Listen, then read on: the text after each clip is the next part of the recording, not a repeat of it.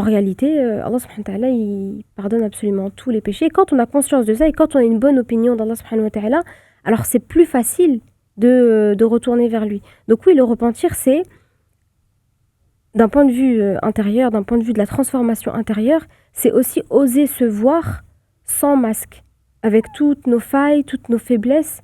Donc c'est déposer une forme d'orgueil aussi. Quand on a un ego, quand on est orgueilleux, c'est très difficile de voir ses propres péchés, de voir ses propres failles et ses faiblesses. Il y a un hadith Qudsi qui dit « Même si tes péchés atteignaient le ciel et que tu venais à moi en me demandant pardon, sincèrement, je te pardonnerai sans que ça me coûte quoi que ce soit. » Sans hésiter, subhanallah. Subhanallah, c'est fort quand même. Très fort. Voilà, très fort. Ça me prend, moi. Quel que soit. Ouais. Ouais, Et si je peux me permettre, ma sœur Dalila, c'est que, subhanallah al-adim, Allah subhanahu wa ta'ala connaît sa création. Et justement, il va y mettre un hadith aussi là-dessus, où ce qu'il va dire, je te pardonne. Et si je recommence le péché, je te pardonne. Et si je recommence encore le péché, parce qu'Allah subhanahu wa ta'ala sait la faiblesse de l'être humain, inna khuliqal insana da'ifa. Jusqu'au moment où il va dire, fais ce que tu veux. Mais dans la forme, fais ce que tu veux. C'est que toi, tu vas prendre conscience au fait, là, j'ai dépassé les limites. Et le fait de revenir vers Allah subhanahu wa ta'ala, il est certain, quand je refais cette tawba nasuha, le repentir va prendre un peu plus de temps. Parce que ce péché-là, je ne vais pas le commettre immédiatement, puisque j'ai pris conscience de cette erreur et que je me suis fait du mal à moi-même.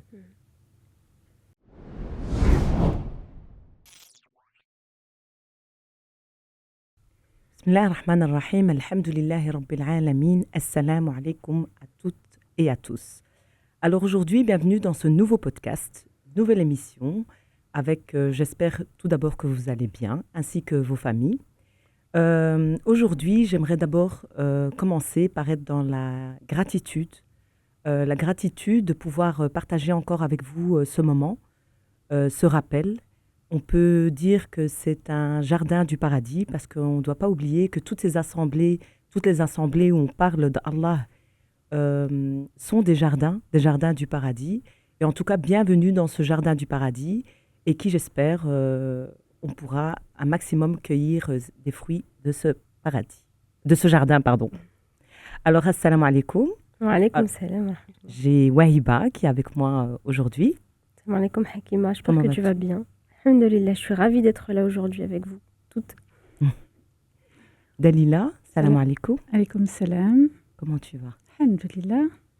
Et aujourd'hui, on a Hana. Donc, je n'ai pas présenté Dalila et Wahiba. Nous avons Hana aujourd'hui. Salam alaikum. Wa alaykoum salam wa rahmatullahi wa barakatuh. Comment vas-tu? Alhamdulillah. Est-ce que tu peux nous rappeler, te présenter, rappeler un petit peu, malgré qu'on t'a vu la dernière fois à l'émission, mais tu peux nous rappeler ta présentation, s'il te plaît, si tu peux te présenter. Oui, alors, je suis maman et je suis transmettrice au sein des mosquées dans diverses matières et graduée de l'Institut l'IESA Château-Chinon avant que ça ait été dissous. Alhamdulillah. Donc, voilà, petites années d'expérience dans la transmission, quelque chose que j'aime et que j'apprécie énormément. Et puis voilà, j'ai travaillé également auprès des jeunes adolescents en plein quartier populaire. Et dans notre communauté, il y a des pépites, c'est certain. Barakallahu fik. Alors, j'aimerais aussi vous remercier parce que j'oublie souvent pour vos critiques, pour vos critiques, vos retours, vos témoignages qui sont privés ou en public. Je pense que toutes les trois, en tout cas, on oublie souvent, ainsi que l'équipe. Donc, c'est important pour nous et c'est grâce à ça qu'on peut avancer bi'idhnillah. Alors aujourd'hui, la thématique, c'est le repentir. Le repentir. Alors, le repentir, c'est un mot simple, mais un mot lourd de sens aussi. Nous avons tous un jour ressenti ce poids sur le cœur, ce besoin de revenir vers notre Créateur après une erreur, une faiblesse ou un égarement. Dans cet épisode, nous allons, Inch'Allah, parler de cette porte qui reste ouverte à tout instant, celle de la taouba, du repentir sincère. Que tomber n'est pas la fin, c'est souvent le début d'un nouveau chemin. Alors pour commencer, un tour de table. Wahiba, quand tu entends repentir, qu'est-ce qui résonne en toi? Ce qui résonne en moi, c'est un retour vers Allah subhanahu wa ta'ala et je dirais quelque chose de très positif. Pas quelque chose qui résonne de manière négative. Parce que je sais qu'Allah subhanahu wa ta'ala est là pour nous accueillir malgré nos défauts. Parce que une de nos caractéristiques en tant qu'être humain, c'est qu'on est des pécheurs. Donc c'est quelque chose qui pour moi résonne de très positif.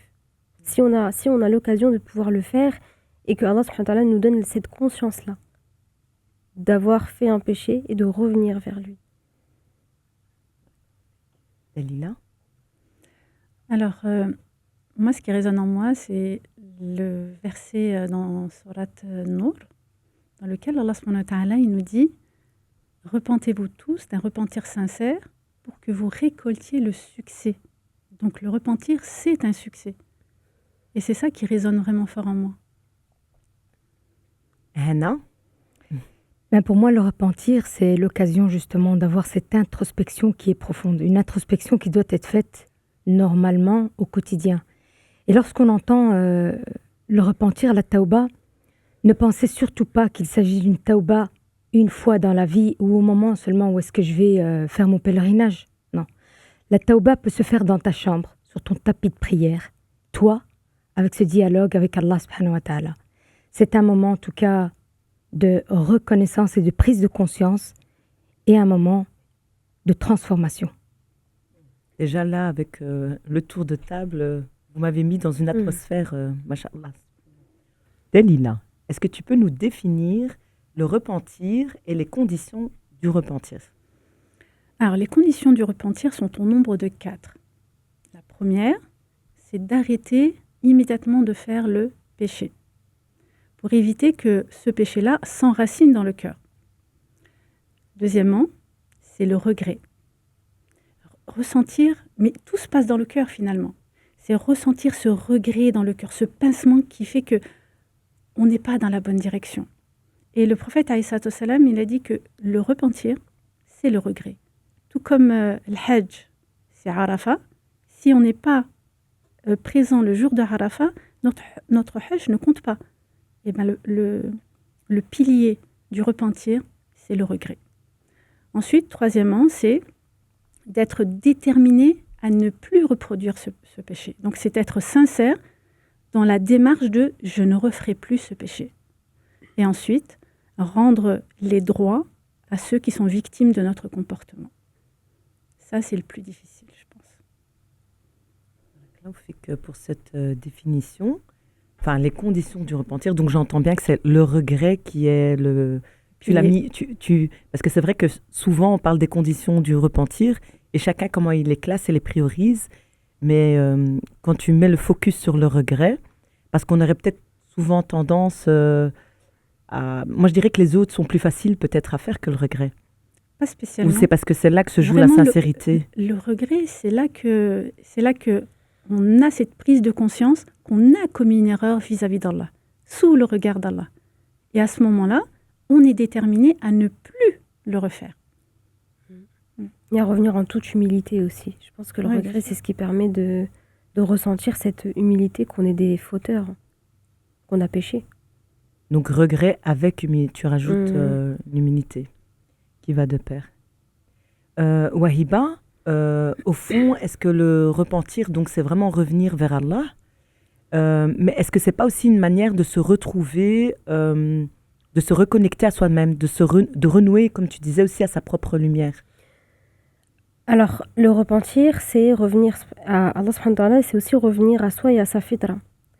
Allah subhanahu wa ta'ala nous dit dans le Coran, dans la sourate 39, Az-Zumar, verset 53, « Ô mes serviteurs qui avez commis des excès à votre propre détriment, ne désespérez pas de la miséricorde d'Allah, car Allah pardonne tous les péchés. » Et ici, Allah subhanahu wa ta'ala, il parle de ceux qui ont commis des excès envers eux-mêmes.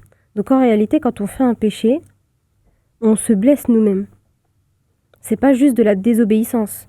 C'est qu'Allah subhanahu wa ta'ala, quand il nous interdit quelque chose, c'est parce que c'est un bien pour nous. Donc, déjà de reconnaître qu'on s'est lésé, qu'on s'est fait du mal en faisant ce péché-là, parce que ça va finir par atteindre notre cœur. Peu importe le péché, qu'il soit visible ou invisible, ou qu'il soit conscient ou inconscient, parce qu'on fait aussi des péchés, on parle souvent du repentir d'un péché visible, mais on fait des péchés dont on n'a même pas conscience. C'est pour ça d'ailleurs qu'on fait souvent l'istighfar au quotidien, etc. Parce qu'il y a des péchés dont on n'a pas conscience. Et se repentir, c'est déjà venir se soigner soi-même, soigner sa propre âme de quelque chose qu'on a fait qui nous a blessés. Donc oui, c'est un retour à soi, un retour à sa fitra et un retour à ce que Allah subhanahu wa ta'ala veut de nous. Parce que quand on a péché, on a fait quelque chose qui dépasse le cadre, qui dépasse la législation islamique, aussi maqasid sharia, qui sont là pour des objectifs, les finalités de la loi islamique. Donc, on doit essayer de se réaligner avec cette fitra-là. Et le repentir est un des chemins pour pouvoir justement se reconnecter à soi et à notre nature pure et innée qui est prédisposée à reconnaître Allah subhanahu wa ta'ala et à se soumettre à lui et ses commandements. Hana, quand Allah nous demande de se repentir sincère, donc il y a le verset de Surat Tahrim, verset 8, se repentir sincère, concrètement, cela veut dire quoi? Quand tu lis ce verset et quand on dit repentir sincère, est-ce que tu peux nous développer Oui, ce Bismillah verset? ar-Rahman ar-Rahim. Allah subhanahu wa ta'ala dit Ya ayyuhalladhina amanu tubu ila Allahi tawbatan nasuha. Ô vous qui avez cru, Ya ayyuhalladhina amanu tubu ila Allahi tawbatan nasuha. Repentez-vous à Allah d'un repentir sincère. Il est important, avant de parler du repentir, je dois comprendre vers qui je me retourne. Qui est celui qui va accepter mon repentir? Allah subhanahu wa ta'ala ne donnera pas de sens à ce repentir si tu ne comprends pas qui va t'accorder ce pardon. Allah subhanahu wa ta'ala dit Walillahi al-asma'ul husna. Chacun des attributs va contenir une porte de retour vers lui. On va trouver Al-Ghaffar, Al-Ghafir, Al-Ghafour, petit, grand, moyen péché. Al-Afou, pour celui qui a honte. Allah subhanahu wa ta'ala va venir effacer, il ne va laisser plus aucune trace. Il est At-Tawwab, c'est celui qui va t'inviter à revenir vers lui. Il est Ar-Rahim, plein de compassion. Al-Halim, celui qui accepte ton repentir sans te juger. Donc chacun de ces noms vient toucher à une sensibilité qui est différente de l'être humain. Subhanallah al-Adim. Allah subhanahu wa ta'ala va te prendre. Il va prendre cas par cas. Et on va retrouver également dans les hadiths prophétiques également. Très souvent, il va s'adresser à l'un et il va lui dire, toi plutôt ton remède, c'est la salat. Toi plutôt ton remède, ça va être le dhikr. Ça se contrarie pas, mais au contraire, ça se complémentarise. Et c'est prendre la sensibilité de chacun. Le repentir à ce moment-là, lorsque je prends conscience de qui est Allah subhanahu wa ta'ala, elle va devenir un dialogue intime entre toi et lui. Ça relève du secret.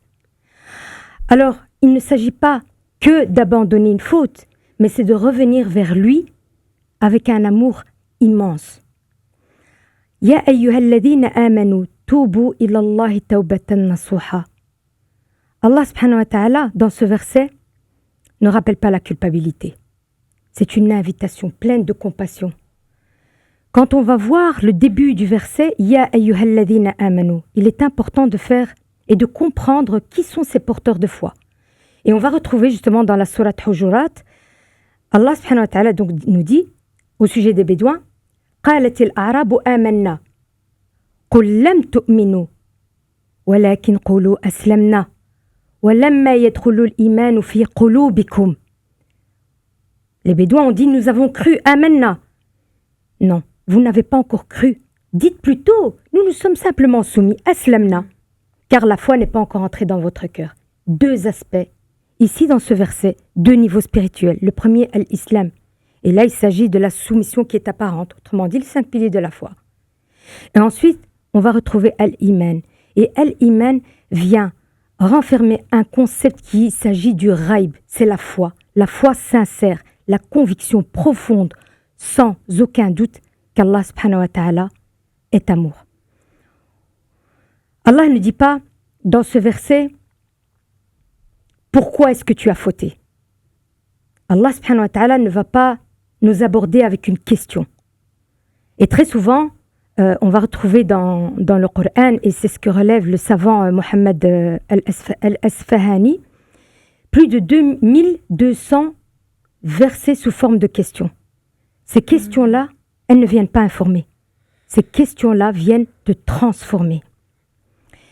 Un jour, un sage disait à ses élèves, d'après vous, quel est le plus grand bienfait qu'Allah subhanahu wa ta'ala nous a accordé? L'un va dire c'est la vie, l'autre va dire c'est la santé, l'autre va dire c'est la foi. Et puis le plus jeune va dire, c'est que Allah est Allah.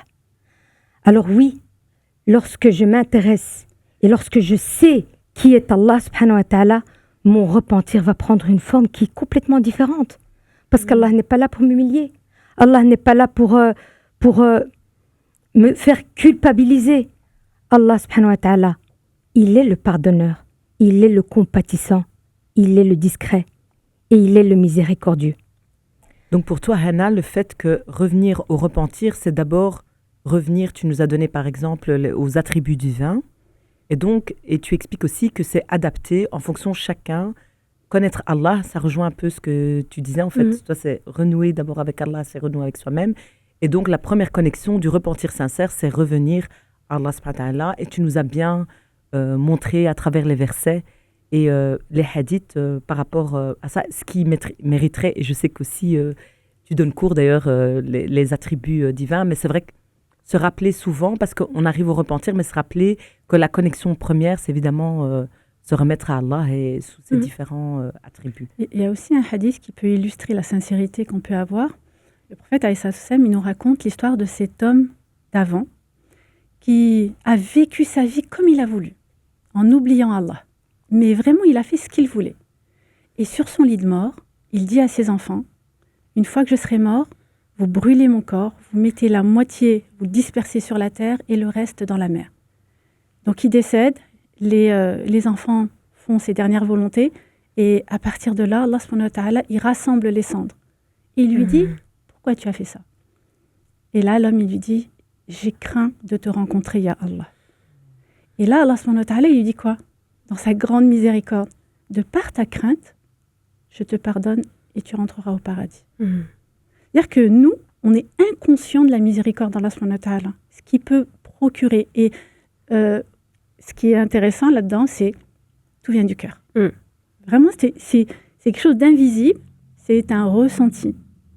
Comme Ibrahim alayhi salam dans la sourate Les Poètes, il dit « Seigneur, ne m'avilis pas le jour de la résurrection, le jour où ni les biens, ni les enfants ne me seront d'aucune utilité, à part si je viens avec un cœur saint. » Ici, c'est le cœur, parce que c'est lui le centre de tout. Mais c'est parlant parce que souvent, on a cette pression et beaucoup se sentent très très loin tu vois, on se dit, je ne connais pas assez Allah subhanahu wa ta'ala, je n'y arrive pas. Et c'est vrai que grâce, par exemple, à ce hadith que tu viens dénoncer, tu te dis, en fait, tellement on connaît peut-être Allah sous d'autres attributs et très souvent on oublie cette rahma et cet amour en fait. Ouais. C'est quelque chose que... Et surtout se souvenir que Allah subhanahu wa ta'ala, alors il est shadid al-iqab, donc il nous punit, mais tu sais, il y a la fameuse explication dans la tradition islamique de manière générale d'Ibn al-Qayyim al-Jawzi qui parle de la foi du croyant et il l'illustre avec l'oiseau. Que ça doit être le musulman doit être entre la crainte et l'espoir. Et que les savants disent de manière générale, il faut tout au long de notre vie pencher un petit peu vers la peur. Mais juste un tout petit peu. Pour justement éviter de trop basculer dans les péchés puis de se dire dans tous les cas, Allah subhanahu wa ta'ala va me pardonner. Parce qu'Allah subhanahu wa ta'ala nous dit qu'il nous pardonne. Mais arriver à un moment où on est très vulnérable, où on est par exemple très fatigué, très sur un lit de mort, et c'est quelque chose que je dis beaucoup à mes patients par exemple qui sont dépressifs, qui ont une dépression sévère ou qui ont de l'anxiété généralisée, etc., de leur dire de beaucoup basculer vers l'espoir quand ils se culpabilisent de ne pas faire assez ou de ne pas... Je ne parle pas des obligations quotidiennes, donc à savoir la prière par exemple, mais qu'ils n'arrivent plus à suivre des cours religieux, qu'ils n'arrivent plus à être concentrés aussi pendant la prière, etc. D'expliquer que lorsqu'on est vulnérable, il faut basculer vers l'espoir, parce qu'à ce moment-là, on reconnaît qu'on est vulnérable finalement et on reconnaît nos faiblesses. Et ça, c'est quelque chose à avoir toujours en tête, justement, qui fait écho avec la connaissance d'Allah subhanahu wa ta'ala. Plus on connaît Allah subhanahu wa ta'ala, et plus on ne va plus faire les péchés par crainte, mais par amour pour lui. Parce qu'on sait qu'il va nous pardonner. Donc tu sais, t'arrives et t'es un petit peu honteux parce que tu sais que t'as fait un péché, et tu sais qu'il va quand même te pardonner parce qu'il t'aime. Donc c'est par cette voie, tu vois, qu'on essaie de se dire, ok, donc là, je vais éviter de faire le péché. Il m'aime tellement, tu sais, c'est chouma, c'est comme un parent, il t'aime, il te donne tout, et toi, t'as fait des bêtises. Tu vas te sentir honteuse quand tu viens. Subhanallah. Hannah, on parle du repentir, et donc j'aimerais bien que tu nous donnes des exemples de compagnons du prophète alayhi salatu wassalam, qui auraient des histoires dont on parle de le repentir et de la manière dont il gérait aussi le repentir. Alors, le repentir, a priori, c'est une invitation qui est destinée à tous les humains. Là, on parle ici des compagnons du prophète sallallahu alayhi wa sallam. Et on voit qu'eux aussi ont eu cette forme de repentir, de retour vers Allah Azza wa Jal. On a cette très belle histoire avec Fudayl ibn Iyad, qui était un très grand bandit. Juste à l'énoncé de son nom, il faisait déjà peur. Les gens le craignaient. Il se mettant à la peur. Il bloquait les voyageurs de désert. Il attaquait les caravanes. Soit il était versé dans le péché. Un jour, justement, on rapporte qu'au moment où est-ce qu'il va pour commettre un péché, certains diront qu'il allait voir une femme qu'il convoitait. Il passa près d'une maison. Et là, il va entendre un verset qui va venir le frémir. أَلَمْ يَأْنِ لِلَّذِينَ آمَنُوا أَن تَخْشَعَ قُلُوبُهُمْ لِذِكْرِ اللَّهِ. N'est-il pas temps? Et là, il va s'arrêter. Quelque chose de puissant se crée, quelque chose de puissant le transforme. Ce verset, un seul verset. Et il va répondre, oui, il est temps. Il va quitter aussitôt les lieux, il va se diriger à la mosquée et il va être l'un des plus grands ascètes et l'un des plus grands savants par la suite. Et sa célébrité sera sa piété et cette repentance nasuha. Donc là, le son à tirer ici, c'est que personne n'est perdu. Personne n'est perdu. Tant qu'il respire et que son cœur bat, walillahi alhamd, inversé. C'est d'ailleurs pour cette raison que le Coran doit être un compagnon de notre vie.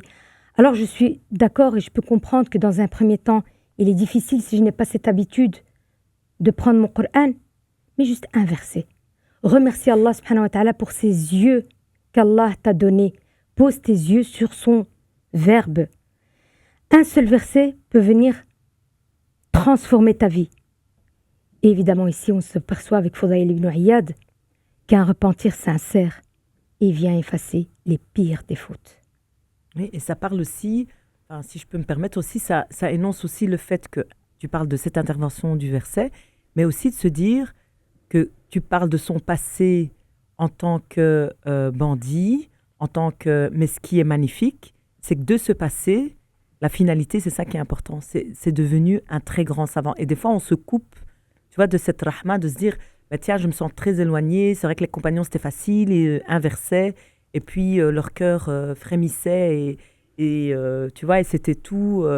Mais on peut postposer ça à nos vies, à nous, au quotidien, et vraiment ce message d'espoir de se dire, bah, tu as l'impression d'être rien là parce que tu es rempli de péché, mais et espoir, comme tu expliquais, Wahiba, avec cet amour, tu peux arriver à tout le contraire et être cette référence par après. Que Dieu nous guide, Ajma'in. Amin.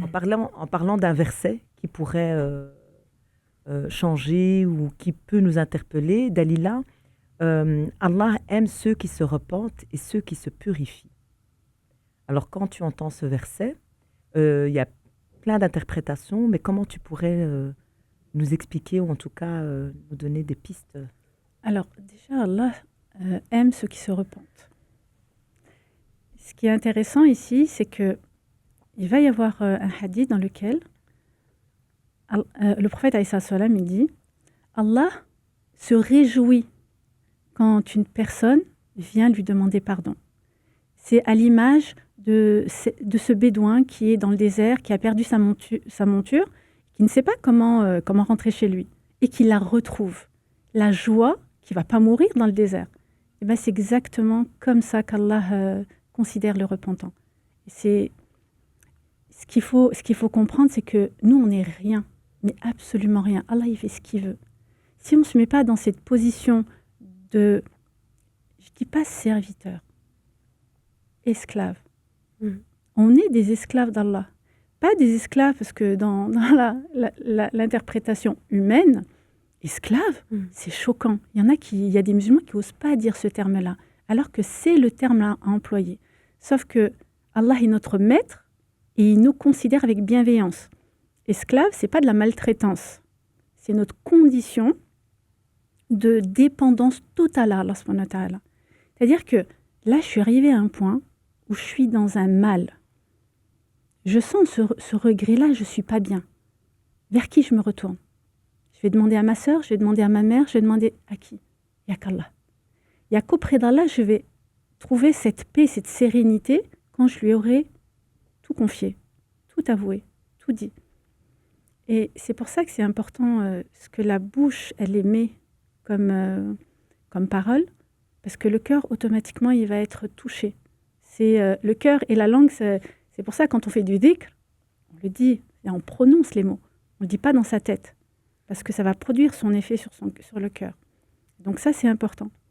Parce que quand on exprime notre condition par notre bouche, on exprime la sincérité qu'il y a dans notre cœur. Et puis après, toutes les émotions, elles arrivent. Et là, tu ne peux pas tricher. Là, c'est toi. Donc la deuxième chose, c'était... Donc le repentir, donc tu dis Allah se réjouit. Oui. Tu as commencé par et c'est fort, se réjouit, parce que on a beau se dire, enfin on a plus tendance à se dire il va me punir parce que j'ai fait un péché ou alors qu'en réalité c'est totalement le contraire. Subhanallah. C'est juste que il est là pour nous guider et heureusement qu'il y a le châtiment, parce que sans cette idée du châtiment, notre nef, ça nous amènerait n'importe où, n'importe comment. Donc, nef al-amara bis-sou', la instigatrice du mal, qui nous tire vers le bas, qui nous tire vers les passions, vers les désirs. Et quand tu as cette conscience que Allah subhanahu wa ta'ala, et en plus, bon, ça dépend des profils. Parce qu'il y a des personnes qui vont passer qui ont besoin de savoir que c'est interdit de boire de l'alcool, sinon je vais me faire châtier. Il y a d'autres personnes qui vont se dire je ne bois pas d'alcool pour telle et telle raison. Moi, je parle d'alcool, d'addiction, parce que j'ai une spécialité dans les addictions. C'est pour ça que ça me fait penser à ça. Et en fait, il y a des personnes qui auront besoin d'imager en se disant, il y a un châtiment derrière. Mais dans tous les cas, l'objectif, il va être atteint. Celui de ne pas se faire du mal. C'est ça, l'objectif de l'interdiction. C'est pas parce qu'Allah, il est méchant et puis il veut nous interdire des choses comme ça, sans aucune raison. C'est que c'est en premier lieu pour nous, et ça revient à Maqasid Sharia. C'est vrai que je ne les ai pas définis tout à l'heure, mais Maqasid Sharia, c'est les finalités de la loi islamique, qui sont les objectifs de la loi islamique, qui sont au nombre de 5. La première chose, c'est que l'un des objectifs, c'est de protéger la religion, donc din. La deuxième chose, c'est de protéger la vie, donc nafs. La troisième chose, c'est de protéger l'aql, l'intellect. La quatrième chose, c'est la protection de nasab, donc des biens. Et la cinquième, de l'mel, pardon. Et la cinquième, c'est la descendance. Mais du coup, quatrième, c'est la descendance et ensuite, c'est le mel, les biens. Donc, tout ce que Allah subhanahu wa ta'ala nous met finalement comme règle, donc les objectifs, les maqasid sharia, c'est pour nous protéger de nous-mêmes. Donc, quand une personne ne va pas aller boire ou faire quelque chose d'interdit, c'est parce que si cette peur-là, elle est assez forte, alhamdoulilah, c'est que ça a marché pour cette personne-là dans cette voie-là. Et il y a d'autres personnes qui, par contre, elles ont besoin plus de l'aspect spirituel, de l'amour d'Allah subhanahu wa ta'ala. C'est pour ça qu'il faut prendre aussi en considération le profil de chacune des personnes. Dans cette notion du péché, mais aussi dans la notion du repentir. Et donc, justement, se repentir, en prenant compte de cette nature, comment tu peux expliquer, j'imagine, à travers tes patients ou l'expérience que tu as, l'impact, comment se repentir peut transformer finalement la vie intérieure des personnes, de nous en général. Déjà, le repentir, c'est prendre conscience du péché qu'on a fait, du mal qu'on a fait, et d'être dans la certitude qu'Allah subhanahu wa ta'ala va nous pardonner. Et donc, il faut en amont développer Husn al-Dhann billah. Donc, la bonne opinion d'Allah subhanahu wa ta'ala. Et souvent, il faut retravailler tout ça en séance. Enfin, j'ai des patients qui ont une opinion d'Allah subhanahu wa ta'ala qui est très négative de par l'éducation, de par la manière dont ils ont appris la religion, la spiritualité, que Allah subhanahu wa ta'ala est celui qui vient nous punir, nous châtier, ou ça c'est interdit, le fameux halal haram, d'avoir une vision de l'islam qui est très binaire, alors que en réalité, Allah subhanahu wa ta'ala, il pardonne absolument tous les péchés. Et quand on a conscience de ça et quand on a une bonne opinion d'Allah subhanahu wa ta'ala, alors c'est plus facile de retourner vers lui. Donc oui, le repentir, c'est, d'un point de vue intérieur, d'un point de vue de la transformation intérieure, c'est aussi oser se voir sans masque, avec toutes nos failles, toutes nos faiblesses. Donc c'est déposer une forme d'orgueil aussi. Quand on a un ego, quand on est orgueilleux, c'est très difficile de voir ses propres péchés, de voir ses propres failles et ses faiblesses. Et il y en a qui vont commettre des péchés et quand ils prennent conscience du péché qu'ils font, ils vont faire un autre péché moindre que le péché qu'ils faisaient. Mais celui-là, il est moins que celui-là. Ouais. Le prophète Aïssa Sam, il le dit, on ne change pas un péché par un autre. Ça, c'est sûr. Et ça me fait penser au fameux foutu pour foutu. Ça, je l'entends beaucoup avec certains patients qui justement perdent totalement espoir et qui rentrent dans le désespoir. Alors que faire très attention, le désespoir, c'est une faille une brèche par laquelle entre Shaitan. Le Shaitan, il se réjouit plus du désespoir que du péché en lui-même. Parce que le désespoir, il te tire vers le bas et il t'empêche de cheminer vers Allah subhanahu wa ta'ala parce que tu dis, en fait, je vaux rien. Je suis nulle, je suis pas un bon musulman. Allah, dans tous les cas, il va me châtier. Allah subhanahu wa ta'ala, il va me châtier. Je suis vouée à l'enfer. Et donc là, on rentre dans le refla. On rentre dans l'insouciance. Et c'est Nafs al-Amara bis-Su' qui nous tire vers le bas. Et c'est à ce moment-là qu'on doit être dans Jihad al-Nafs. Qu'on doit être dans la lutte contre soi-même pour essayer de dépasser ce désespoir et de revenir à Allah subhanahu wa ta'ala. D'où l'importance de la connaissance d'Allah subhanahu wa ta'ala. Si on ne le connaît pas, on ne pourra pas revenir vers lui. Et il faut bien qu'on se tourne vers quelque chose. Donc à ce moment-là, on se tourne vers l'ego. On se tourne vers la dunya, vers Shaitan. Faire attention aussi aux fréquentations. Oui. Les personnes qui t'élèvent, les personnes qui te rabaissent, qui vont venir te dire de toute façon, tu as fait trop de péchés. Et de toute façon, Allah, il ne va pas te pardonner, c'est pas possible. Ou alors, on va te dire, ou alors il y en a qui vont penser, c'est pas grave, Allah Ghafur Rahim, il sera pardonné de toute façon. Sauf que, ou alors, ceux qui commettent vraiment des péchés, et à ce moment-là, ils se disent, bon, Allah, il va me pardonner, je vais revenir à un moment donné dans ma vie vers lui, que ce soit par n'importe quel moyen, et ce sera gagné. Sauf qu'il n'y a personne qui détermine sa fin, à quel moment il va terminer. Et l'intention. L'intention primordiale. Ouais. Tu as mis derrière ça. En fait, c'est comme si tu veux jouer avec Allah, tu veux ruser. Le cœur et la parole, déjà. Si tu le dis, c'est que déjà... déjà, ça va pas. On est consciente, quoi. Ouais. Mais c'est aussi une responsabilité parce que ça me parle quand tu parles des fréquentations. Tu te dis, oui, fréquentation, je fais attention finalement aux personnes... j'essaie de limiter les personnes qui font autant de péchés, en tout cas des péchés qui se voient, qui sont gros, parce qu'on fait tous des péchés. Mais c'est aussi fréquentation, comme tu dis, des personnes qui ferment ses portes, en fait, finalement aussi. Disons que Allah subhanahu wa ta'ala, il est clair là-dessus. Il te dit, fréquente les personnes qui m'invoquent matin et soir. Donc, il te dit quel genre de catégorie de personnes tu vas fréquenter. Ceux qui le craignent, ceux qui sont bienveillants. Parce qu'il y a des personnes, ils vont venir, ils t'accablent. Et il y en a beaucoup. Franchement, autour de nous. Et c'est ça, c'est pour ça que le sujet est important comme les autres. Mais subhanallah, je trouve que c'est de plus en plus des personnes qui automatiquement ferment ces portes. Et parce que vraiment, on les a fait... On te condamne. Elles sont condamnées. Et là, ça me fait tout de suite penser à quelque chose, parce qu'on est aussi à l'ère des réseaux sociaux, donc c'est quelque chose à prendre en considération, mais on sait que Internet n'oublie pas. Donc, quand il y a des personnes qui vont, et moi la première, faire des péchés, etc., mais dès qu'on n'a pas conscience, qu'on a conscience, et qu'on évolue et qu'on avance, on va faire le repentir, sauf que les gens ne sont pas forcément au courant qu'on a été faire le repentir. Et dès qu'une personne, elle essaye de cheminer et elle avance, voir une ribambelle qui arrive et qui te dise oublie pas qui tu es, oublie pas ce que tu as fait, oublie pas que tu es une mauvaise personne. Alors que c'est absolument pas le cas. La personne, elle s'est peut-être repentie, ou peut-être qu'elle est en train de djihad ma'a nafsa, en fait, elle est vraiment en train de combattre contre elle-même. Je pense par exemple, là, j'ai vu une vidéo récemment d'une sœur qui parlait du voile, qui porte, on voit son cou par exemple. Donc elle considère que c'est pas un voile, mais elle chemine vers ça. Mais à longueur de journée, ce n'est pas un voile. Elle a dit, vous vous rendez pas compte à quel point c'est difficile déjà pour moi juste de cacher mes cheveux. Et Allah subhanahu wa ta'ala, il est... alors je dis pas qu'il faut pas le mettre ou Oui, le on n'est mettre pas ça. dans ça, que ce C'est- soit on le n'est pas voile du ou, tout dans ça, de ou manière notre- générale. ouais, de manière générale. Mais c'est qu'il faut essayer de respecter le cheminement de chacun et de ne pas venir en fait casser. Parce qu'il se peut que la personne, elle-même, elle est en train de...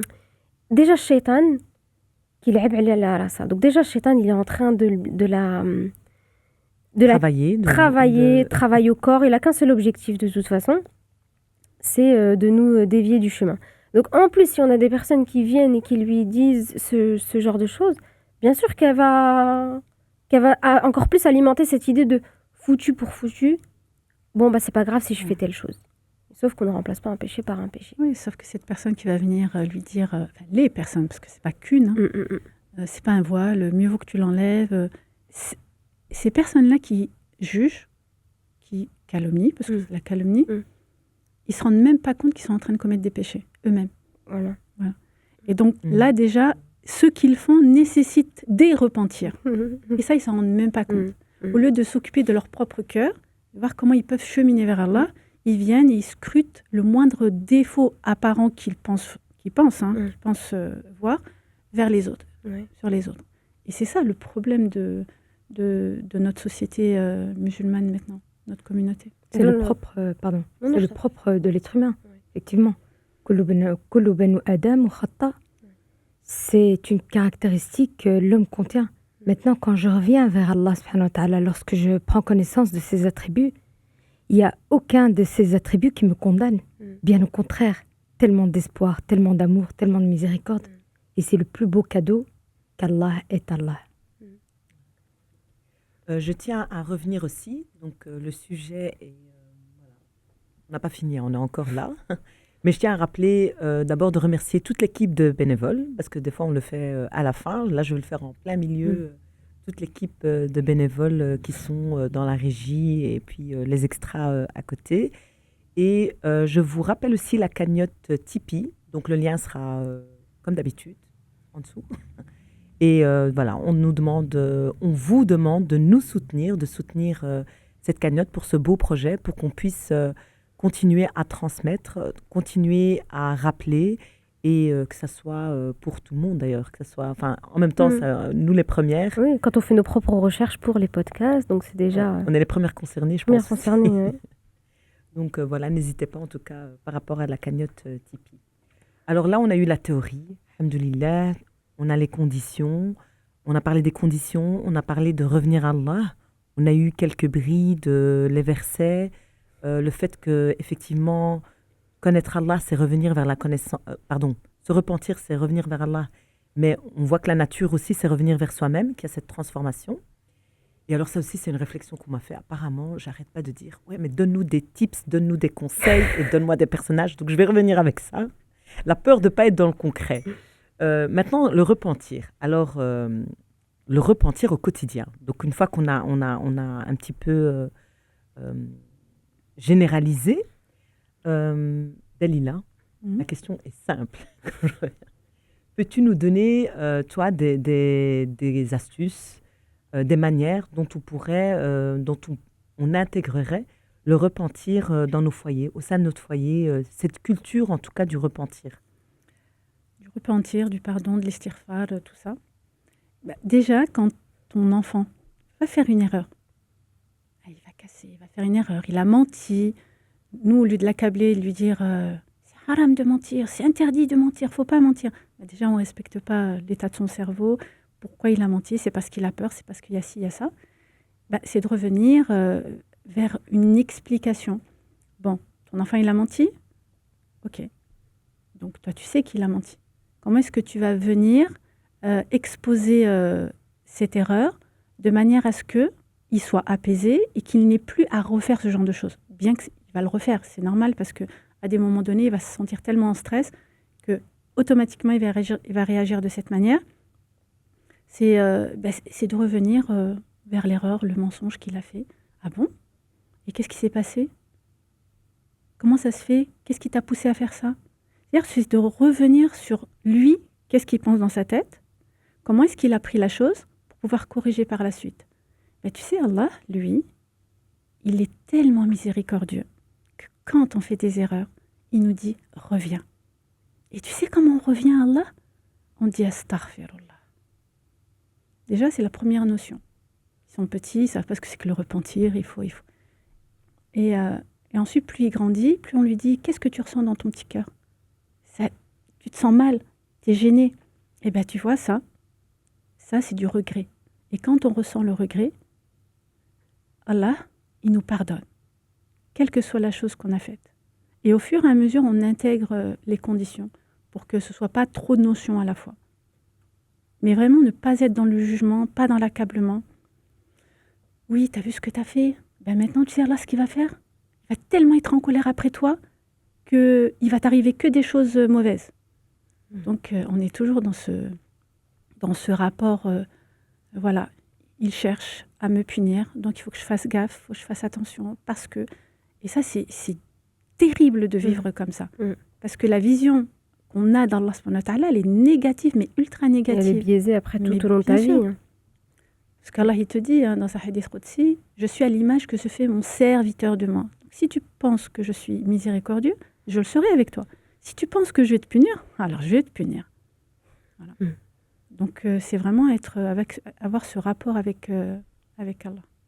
Et c'est ça les conséquences, j'imagine, de quasi toutes tes passions. On fait comment quand on n'a pas eu cette éducation depuis tout petit et qu'on est persuadé que c'est forme bulletin, là c'est l'enfer, c'est comme ça, en tant qu'adulte? Je pense que en tant qu'adulte, il y a beaucoup de personnes, beaucoup de patients, moi, qui peuvent penser que les péchés qu'ils ont faits sont une forme de punition. C'est-à-dire, je fais ce péché parce que je suis tellement éloignée d'Allah subhanahu wa ta'ala. Sauf que, comme tu le disais tout à l'heure, notre nature, c'est de pécher. Et le meilleur des pécheurs est celui qui se repent.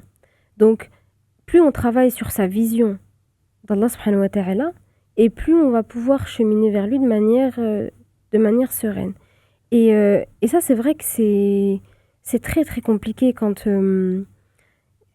certaines personnes vont faire des péchés comme zina, consommation d'alcool, de drogue, etc. Et vraiment qui se sentent plus bactères. Alors, il faut sentir du regret, mais il ne faut pas tomber dans ce désespoir, parce qu'après, ça s'accumule au point où la personne, elle pense qu'il n'y a plus d'issue. Donc, en plus, si à côté, il y a un trouble psychologique, que ce soit dépression, anxiété, TOC, ça va faire que s'aggraver. Et à ce moment-là, il faut utiliser la spiritualité et l'image d'Allah subhanahu wa ta'ala comme un levier qui vient m'aider à guérir. Pas comme quelque chose qui vient me descendre encore plus. Donc, le patient, il arrive... Mskina, ils sont en PLS, ils me racontent. Forcément, dans le processus de guérison, ils peuvent parler de leurs péchés, des fatwas qui autorisent ça avec les psychologues. Donc, ils vont parler de leurs péchés, et moi, je vais les juger. Au contraire, leur expliquer que tout le monde pêche, et que moi, dans ma position de psychologue, j'en fais, en tant que wahiba, mais je ne vais pas leur raconter, parce que y a pas de... ça serait un non-sens. Mais juste de leur rappeler qu'on fait tous des péchés. Et ça, je le fais systématiquement avec tous les patients qui ont du mal ou qui n'arrivent pas à parler de la problématique. Parce que parfois, il faut poser les mots sur la problématique. On ne peut pas tourner autour du péché. Il faut en parler pour pouvoir le traiter, le travailler, etc. Et de toujours leur dire qu'on fait tous des péchés, mais ça ne veut pas dire que c'est OK. Il faut derrière travailler sur les conditions du repentir. Donc oui, quand on n'a pas eu une éducation où on développe une relation saine avec Allah subhanahu wa ta'ala, ça va être plus difficile. Mais tout se travaille, tout se développe, on peut pas tout le temps dire oui, mais moi je n'ai pas eu l'éducation. C'est à cause de... C'est à cause de, et être dans la... Ouais. Dans la victimisation, et il y a des parents qui ont éduqué leurs enfants d'une manière tellement gravissime que oui, il y a des séquelles, et ce serait facile de dire non, faut pas se victimiser. Mais il y a certaines choses qu'on peut quand même réussir à travailler, et toujours demander l'aide d'Allah subhanahu wa ta'ala, même dans le cheminement vers lui. C'est que d'avoir cette intention sincère que je veux aller vers lui malgré mon péché. Et aussi, c'est pas parce qu'on fait un péché, et ça c'est ce que je fais avec les patients du coup qui consomment par exemple des drogues ou de l'alcool, pour compenser, tout le temps faire plein d'actions positives. Donc c'est pas parce qu'ils font un péché que du coup on les catégorise dans bah toi t'es un pécheur, toi t'es pas un bon musulman, et c'est tout. On essaye d'identifier ensemble ce qu'ils peuvent faire facilement au quotidien en fonction de leur profil spirituel. Donc ça peut être le zikr, ça peut être des sadaqas, ça peut être d'écouter des rappels, d'écouter des conférences, de prendre des cours, etc. Et on passe par ça justement pour pas être que dans cette catégorie de je suis une personne mauvaise ou je suis un mauvais musulman à cause de mon péché. Non, on peut continuer à avancer tout en travaillant sur le péché. Il faut pas être dans la vision binaire. Soit je suis parfait, soit je le suis pas. Du coup, personne n'est parfait. Ouais. Et il y a un hadith qui illustre très très bien ça. Je vais dire la fin du hadith. Le prophète, alayhi salatu wassalam, il dit, il y a des gens qui vont... Il leur reste un empan pour aller en enfer, et ils vont faire une action des gens du paradis qui vont les mener au paradis. Et il y a des gens qui ont fait des bonnes actions toute leur vie, ils sont à un empan du paradis, ils vont faire une action des gens de l'enfer qui vont les emmener en enfer. Donc ici, ce que ça veut dire, c'est que rien n'est gagné. Rien n'est gagné. Jusqu'à la fin, on peut se tromper, et c'est l'équilibre à avoir. Donc déjà, ne pas juger, parce qu'on ne vit pas la vie des autres, on n'est pas à leur place, et donc de se regarder soi-même et de se dire que rien n'est perdu. Pour une personne qui commet des erreurs, rien n'est perdu, la rahma d'Allah, elle est toujours présente. Et les autres, qui se croient, au-dessus de tout, de se dire, il faut que je fasse attention, parce qu'on ne sait jamais. Donc je reste vigilante, et je ne dis que ce qui est bon, comme le prophète alayhi salatu wassalam nous dit. Dis du bien, tais-toi. D'où ce très beau verset, la taqnatu min rahmatillah. Allah subhanahu wa ta'ala ne ferme pas la porte à sa création. Allah azza wa jal t'invite justement à revenir vers lui, et d'où quand on revient ici au verset ya ayyuhalladhina amanu, c'est les porteurs de foi. Vous allez certainement faire des erreurs, vous allez certainement fauter, vous allez certainement trébucher, mais la chose que j'attends de vous, c'est de vous mettre en mouvement, de revenir vers moi, puisque vous êtes convaincus, vous êtes des porteurs de foi, vous êtes convaincus de mes attributs, donc appliquez-les. Hana, est-ce que tu as des versets, des dohas qui pourraient nous aider à méditer, ou en tout cas justement se permettre de mieux vivre ce repentir ou ces épreuves ou autre? Déjà, il faut comprendre une chose. Allah subhanahu wa ta'ala, avant de créer toute la création, il contient déjà ces attributs-là. Donc avant que l'homme vienne sur terre, avant qu'il pêche, avant qu'il commette la discorde, Allah subhanahu wa ta'ala s'est donné ses attributs. Et rien de plus beau que de revenir à notre père Adam, alayhi salam. Il y a cette célèbre invocation qui est profonde et poignante qu'on va retrouver dans le Coran, où il dit, on la retrouve dans la sourate Araf, verset 23. Ils vont dire, Seigneur, nous sommes faits du tort à nous-mêmes. Et si tu ne nous pardonnes pas et ne nous fais pas miséricorde, nous serons certes du nombre de perdants. Alors juste pour contextualiser un petit peu ici ce moment-là, Allah subhanahu wa ta'ala va créer Adam et Hawa, ils sont au paradis, et il leur dit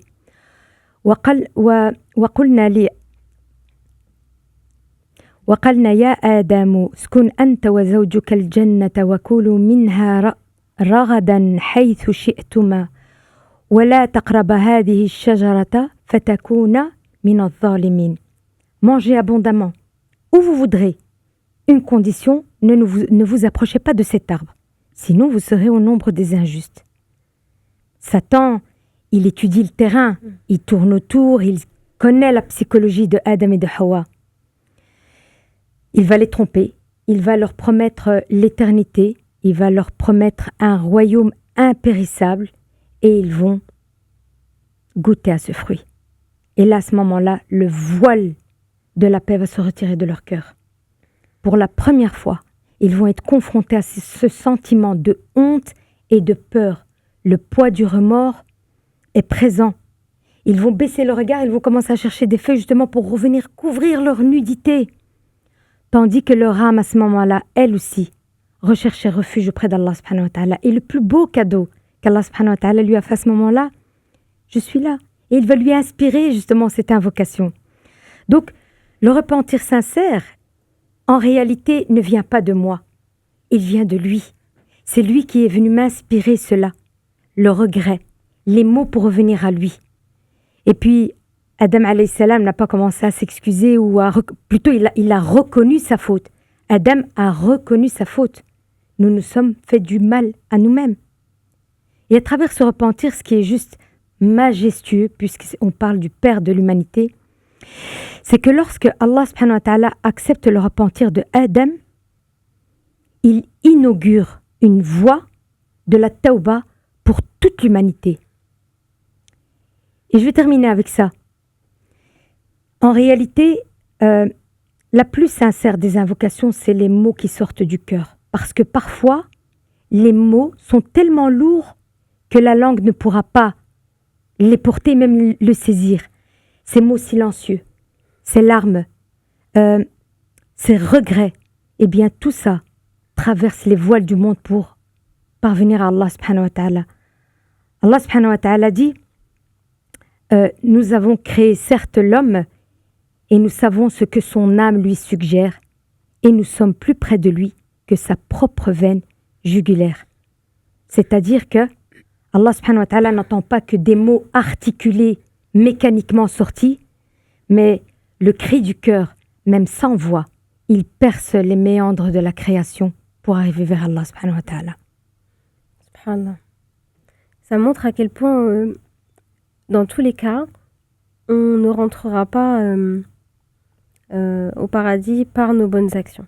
C'est que par la miséricorde d'Allah subhanahu wa ta'ala, et que même si on passait toute une vie le front posé au sol, ça ne vaudrait pas tous les bienfaits et tout ce que Allah subhanahu wa ta'ala met à disposition pour nous sur terre. Et quand on a justement ça en tête, que c'est par sa miséricorde et par son amour, eh ben on a envie de tout faire,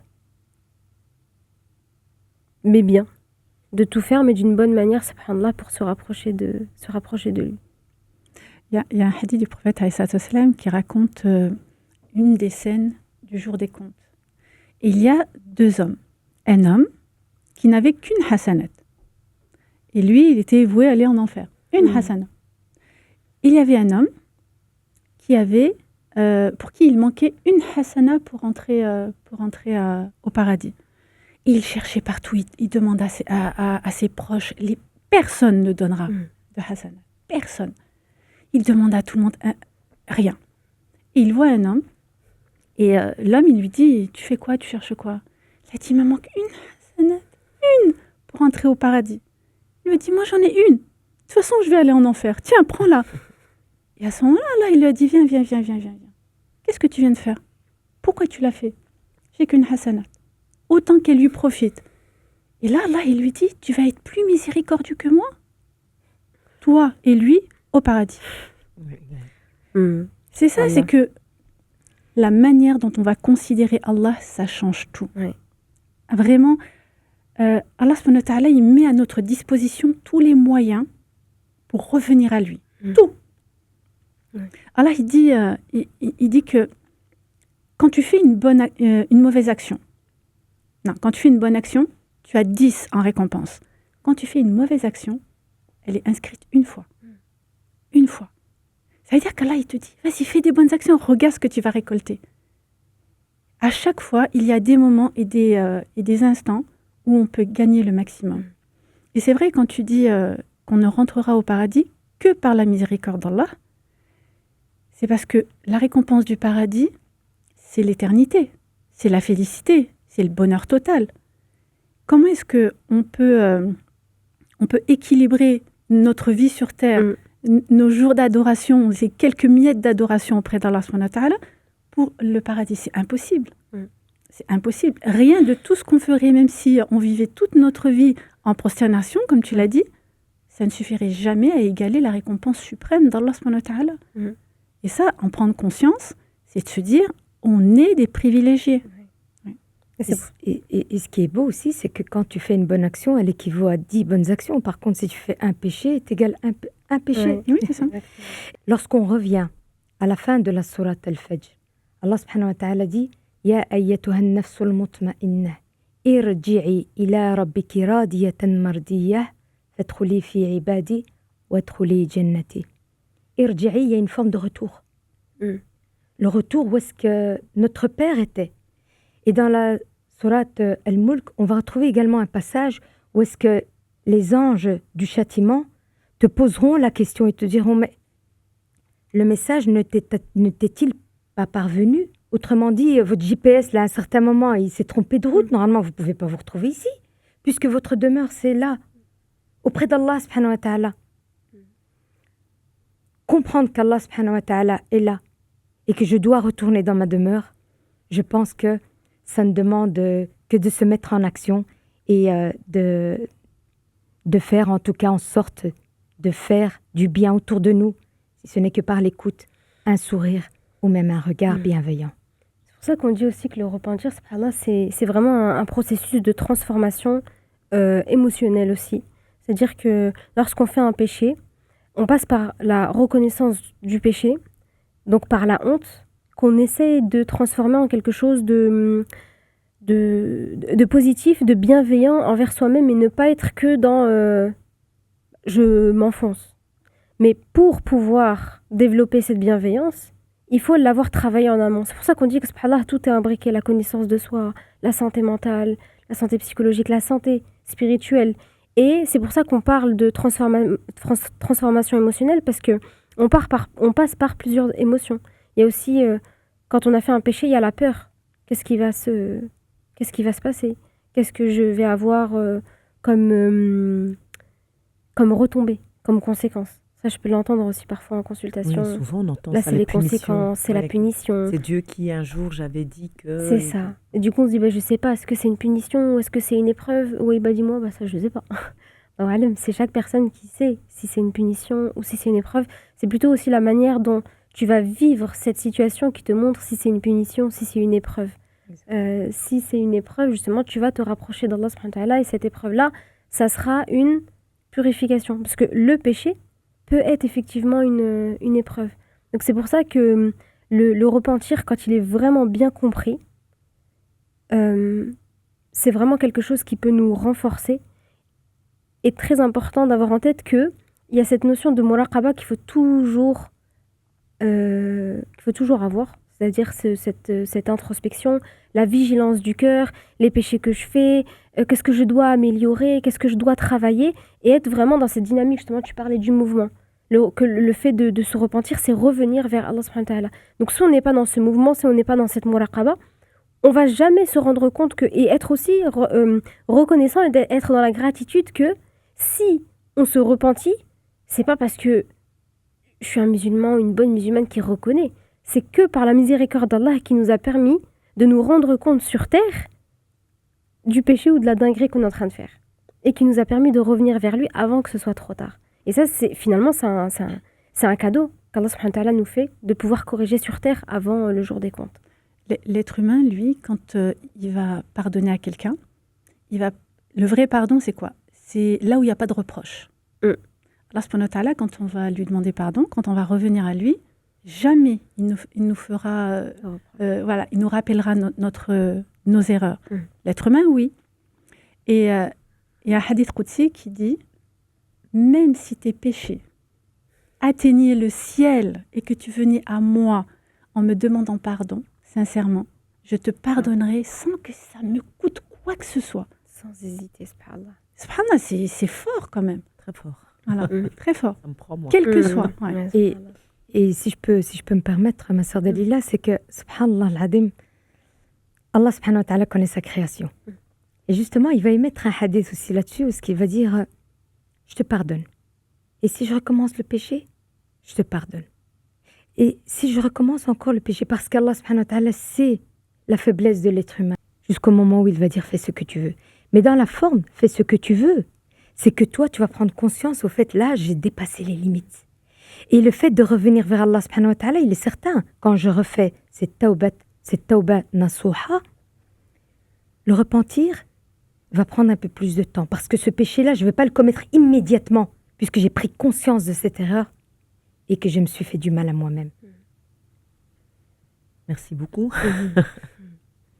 Trop plein d'émotions, mais alhamdoulilah, ça parle à tout le monde en fait. Hein. Ça parle à tout le monde. Et en même temps, subhanallah, ces hadiths à travers les versets dont vous référez, ces hadiths qudsi, on se dit, mais rien que ça, c'est une thématique à elle toute seule. Et en fait, j'ai plein d'images devant moi de personnes, moi-même la première, mais de personnes, et de se dire, en tout cas, pour ma part personnelle, individuelle, les personnes qui commettent finalement le plus de péchés, en tout cas que j'ai face à moi, qui pensent qu'ils sont, entre guillemets, au bout du Totalement gouffre, perdus. totalement, ils me disent, mais non, j'ose même pas, je te le dis même pas. Condamné, Subhanallah, c'est des personnes qui sont, pour moi, et je pense, les plus profondes spirituellement. Parce que quand je discute avec elles, c'est vraiment ça, c'est de se dire, mais j'ai tellement honte, je suis tellement loin. Et je me dis, mais quelle responsabilité on a aussi de rappeler très souvent ces hadiths dont vous énoncez. C'est cette honte qui te pousse à revenir. Ouais. C'est-à-dire, tu te sens tellement misérable, mal, face au regard d'Allah. Ouais. Parce que ce qu'il faut savoir, quand on commet un péché, on a oublié Dieu au moment du péché. Tout à fait. Parce que si on se rappelait Allah, on ne commettrait pas de péché. Pendant le péché, on a oublié Allah subhanahu wa ta'ala. Et c'est ça qui nous éloigne d'Allah. Et dans Surat al-Mutaffifin, Allah subhanahu wa ta'ala, il dit كَلَّا بَلْ رَنَا قُلُوبِهِمْ مَا كَانُوا يَكْسِبُونَ. En effet, une rouille recouvre leur cœur en raison de ce qu'ils commettaient. Une rouille. Ton cœur, il se rouille à force. Là, on parle des croyants, on ne parle pas de ceux qui ont nié Allah subhanahu wa ta'ala. Là, Allah, il scelle leur cœur. Khatamallah ala qulubihim, donc il scelle leur cœur. Là, c'est les croyants. Il met une rouille. Et quand tu mets une rouille, pour nettoyer, après, ça met du temps. Et quand on prend l'exemple, c'est pour montrer, parce qu'il y en a qui disent « je suis tellement dans l'erreur ». J'ai l'exemple d'un jeune qui était dans l'associatif avec nous, qui était bénévole. Ça fait plus de 20 ans. Et il était célibataire. Après, il s'est marié, mais il était vraiment à fond. Vraiment, il faisait très attention. Et un jour, on a un coup de fil et on apprend qu'il a fait un accident au chantier.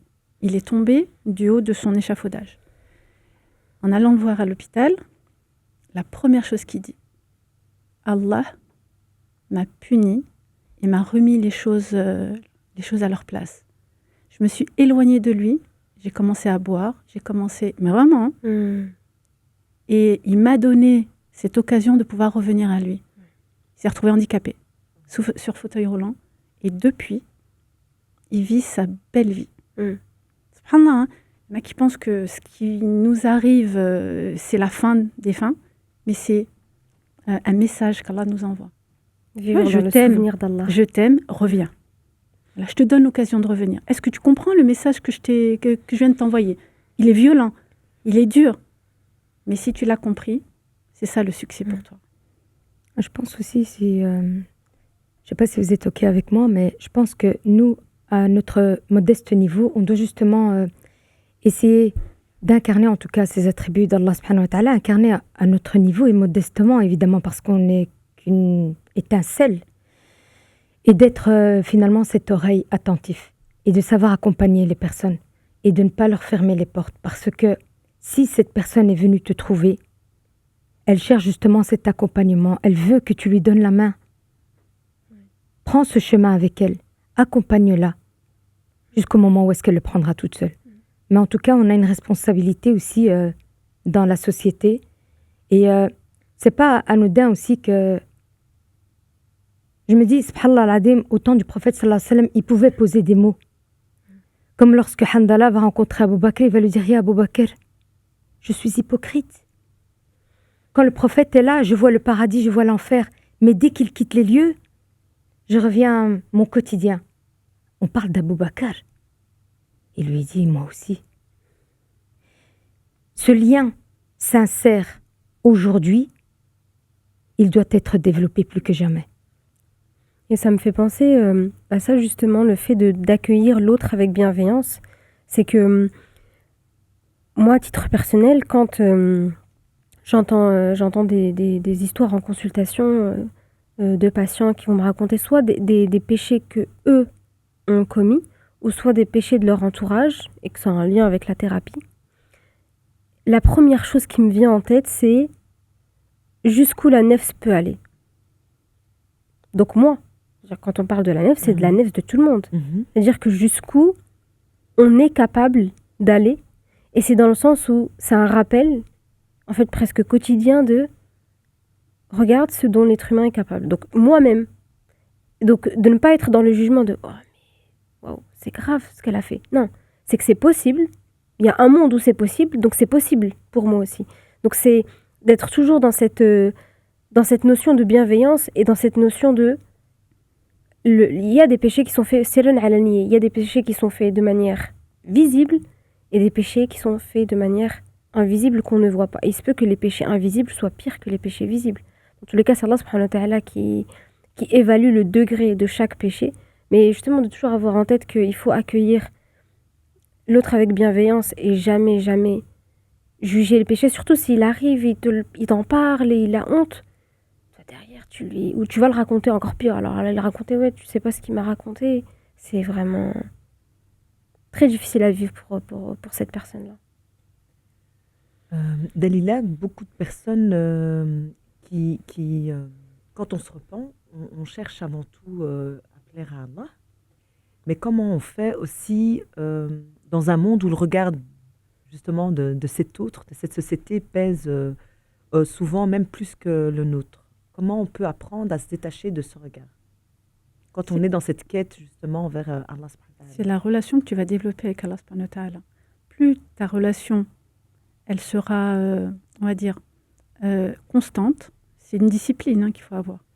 C'est-à-dire, c'est pas aujourd'hui je vais faire Qiyam Layl, je vais faire lecture du Coran et pendant 3 jours je fais rien. Ton cerveau, ton cœur, ton âme, elle s'habitue à bon, c'est de l'insouciance, de la rafla, tout ça. Non, il faut avoir une discipline. Il faut être constant dans ses actes. Et c'est ça qui te renforce.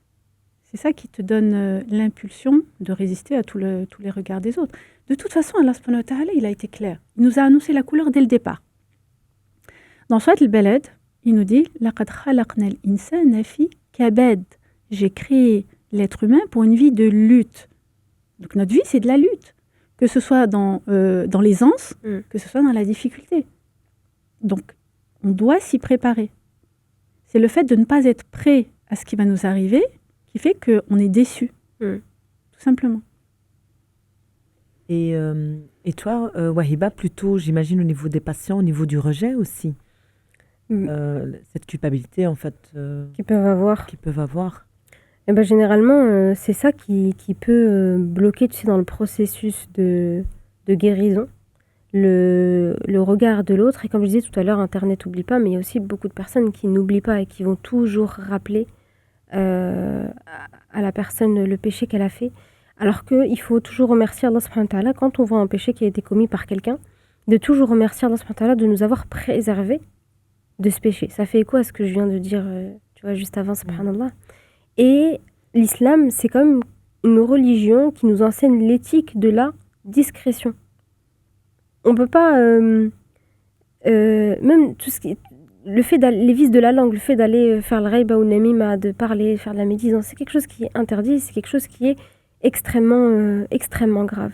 Et de ne pas oublier que celui qui couvre les péchés de son frère, Dunya, Allah subhanahu wa ta'ala va couvrir nos péchés le jour du jugement.